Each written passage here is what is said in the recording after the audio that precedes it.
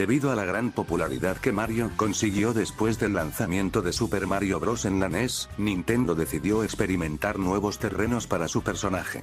Entre ellos la pantalla grande.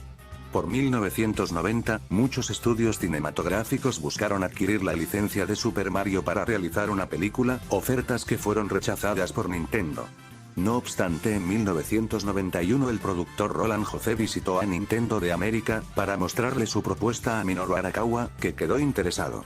Luego de esto el productor viajó a Kioto hacia Nintendo de Japón para hablar de la película personalmente con Hiroshi Yamauchi, que al igual que Arakawa aceptó, ya que su propuesta consistía en una visión más oscura del mundo de Mario, siendo una precuela del juego original, que mostraría más la hermandad de Mario y Luigi. Nintendo le vendió los derechos cinematográficos de la franquicia por $2 millones para que su productora Leitmotiv empezara en marcha con la cinta, y le dieron una fecha límite al filme. Nintendo tendría muy poca participación en el proyecto, limitándose a dar sugerencias para la cinta, debido a que querían ver cuál sería el impacto de una película de alto presupuesto de su personaje. Así que Roland Joffe junto a Jake Evers, que era otro productor con el que trabajó en otros proyectos nominados en los Oscars, comenzaron a buscar directores, guionistas, actores y demás personal para trabajar en la película. Se contrataron a los guionistas Jim Lenewine y Thomas Parker, que trabajaron antes en la película de los Picapiedra, para escribir el guión, el cual buscaba ser una historia de comedia inspirada en El Mago de Oz, para traer una adaptación de fantasía cercana al material original. En dicha versión de la historia, la película iniciaría con un flashback donde mostraría cómo una niña es llevada por un hombre misterioso del reino champiñón al mundo normal, donde crecería como una persona más.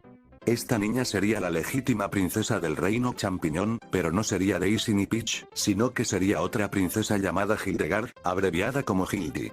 Los fontaneros Mario y Luigi, al igual que en la película final, trabajarían de fontaneros en Brooklyn, siendo Mario el tipo amargado y Luigi el tipo optimista y alegre.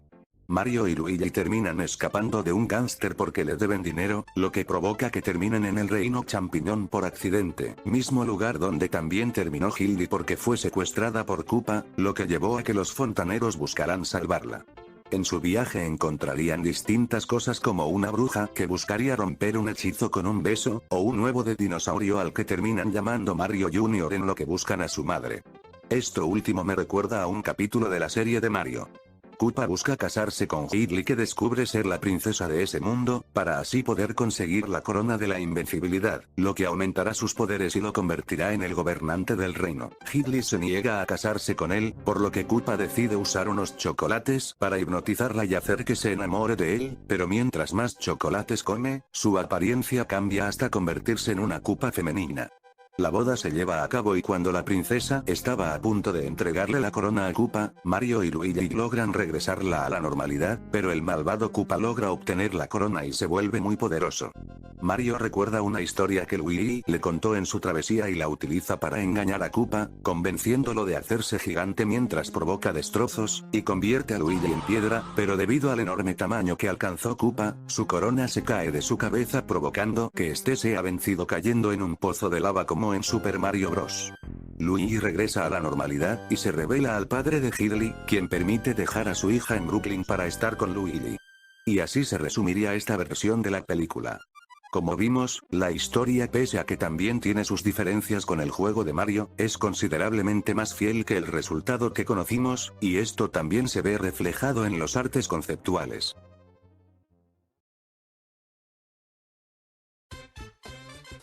Toad antes de volverse un cantante punk, sí se respetaría su diseño pero evidentemente más realista.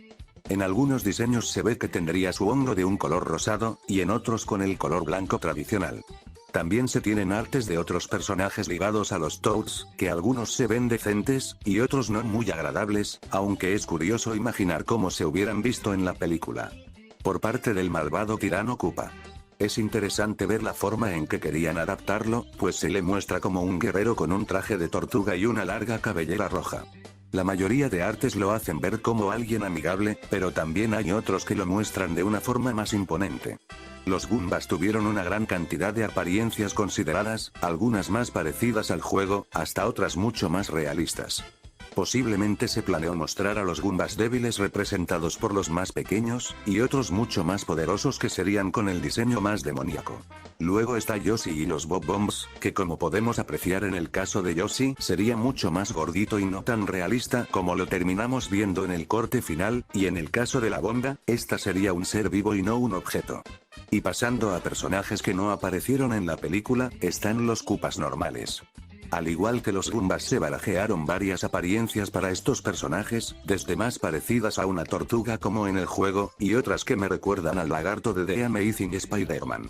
Las plantas pirañas no cambiarían mucho, más que en algunos detalles como la forma de la cabeza, aunque la última tiene una apariencia más gigante que el resto. Los Tuons en la película, pese a que no aparecieron, su nombre aparece en un cartel de Dinohatan. Pero como se aprecia aquí, sí se consideraron traerlos como en los juegos. Incluso la apariencia de algunos diseños me recuerdan a otras variantes de este enemigo que veríamos después en la saga de Mario.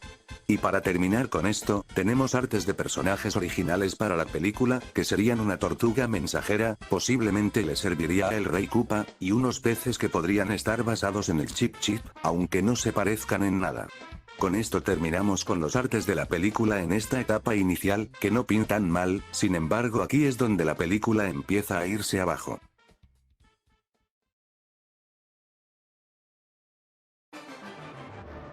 Para el papel de director, la primera opción fue Harold Ramis, conocido por trabajar en películas como Cazafantasmas, pero pese a ser fan del juego terminó rechazando la oferta.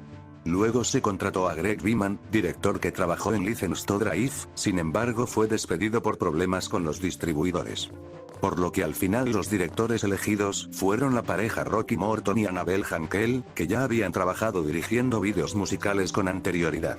Cuando a los directores se les presentó el guión, no fue de su agrado y pidieron cambiarlo por uno con enfoque y trama mucho más adulta y oscura.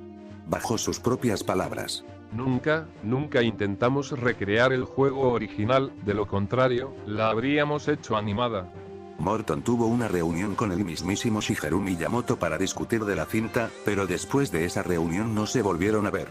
Se dice que Miyamoto le dio consejos a Morton para mejorar la cinta, consejos que al final fueron ignorados, aunque esto último no lo puedo confirmar al 100%.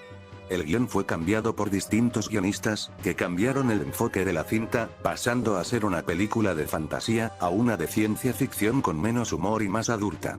El segundo guión fue escrito por Parker Bennett y Terry Runte, en donde buscaron centrarse más en la relación de Mario y Luigi, y sobre su difunto padre, además de darle más protagonismo a la princesa y expandir la trama de Koopa para que pusiera en peligro ambos mundos, siendo el otro mundo enfocado en los dinosaurios. Este guión fue del agrado de todos los involucrados incluidos los directores, pero luego ellos se aburrieron del guión y exigieron una reescritura para parecerse más a Cazafantasmas. Los guionistas escribieron un tercer guión, pero fueron despedidos antes de poder hacer correcciones, así que se contrataron a otros guionistas.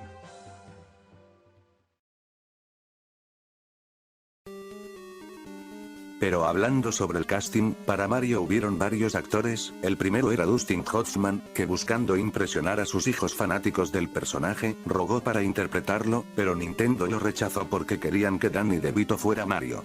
No obstante, cuando se le ofreció el papel del fontanero, lo rechazó porque estaba trabajando en la película Hoffa. Poco después el actor Tom Hanks se interesó en desempeñar el papel por $5 millones, cantidad que era muy alta para el estudio, y en su lugar se eligió a Bob Hoskins para ser Mario. Para Luigi se tenía pensado que Steve Buscemi lo interpretara, pero por distintas razones el papel terminó en manos de John Leguizamo.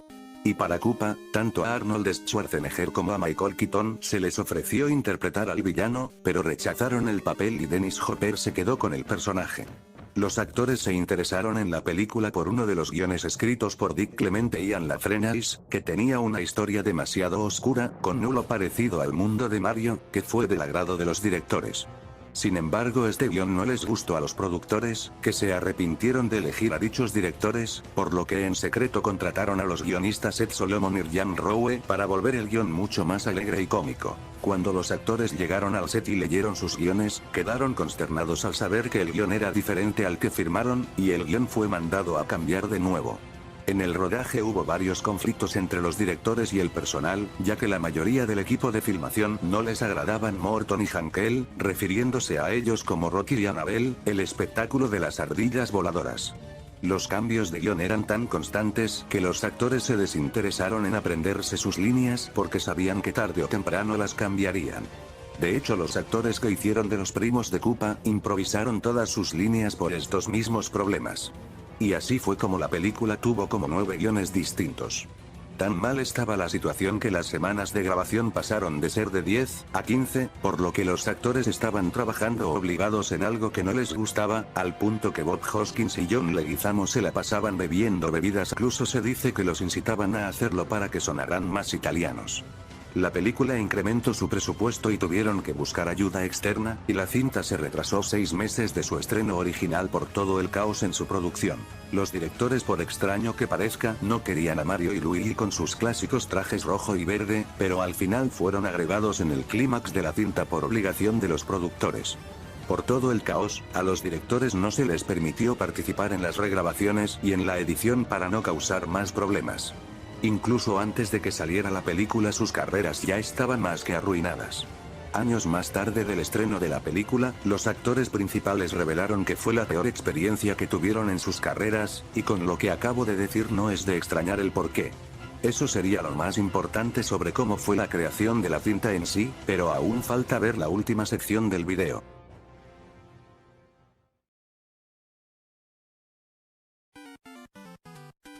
Debido a los múltiples cambios de guión, la cinta tuvo varias escenas que se eliminaron para hacerla más corta y menos adulta, ya que varias de estas escenas mostraban algunas cosas no muy aptas para un público familiar. Algunas escenas eran lost media que fueron recuperadas con el tiempo, y vamos a repasar algunas de las más interesantes. Evidentemente, para entender las escenas debieron de ver la película, pero como creo que no muchos la vieron, haré lo posible para explicarlas con su respectivo contexto. La primera era una escena extendida del primer encargo de los fontaneros en el café, en donde ellos entrarían y se encontrarían con 2 plomeros, que intentaban estafar al dueño del café para que los contratara. Mario intenta convencer al dueño de que el problema de plomería que tiene se resolvería en 2 horas, para exponer la farsa de los otros plomeros, lo que lleva a que se tenga una discusión en la que los hermanos terminan perdiendo. Lo curioso es que en esta escena se revelaría por primera vez el apellido de Mario, previo a la estación de policía. La siguiente escena ocurriría después de presentarse a Koopa en Dinohattan, ya que como pocos recordarán, este se está limpiando las manos pero no se explica el porqué. Pues resulta que en una escena eliminada, que es lost media, Koopa estaba siendo sermoneado por su asesor de campaña, a quien le preocupaba que los votos no estuvieran a su favor y que debería buscar una solución para librar a Dinohattan del hongo. Y en un ataque de furia, Koopa lo estranguló hasta matarlo y lo tumbó en el suelo, para posteriormente lavarse las manos. Otra escena eliminada que está perdida, era cuando los hermanos Mario llegaron por primera vez a Dinohattan, donde se vería a un grupo diciéndole a Mario sus servicios. Creo que es obvio por qué se eliminó.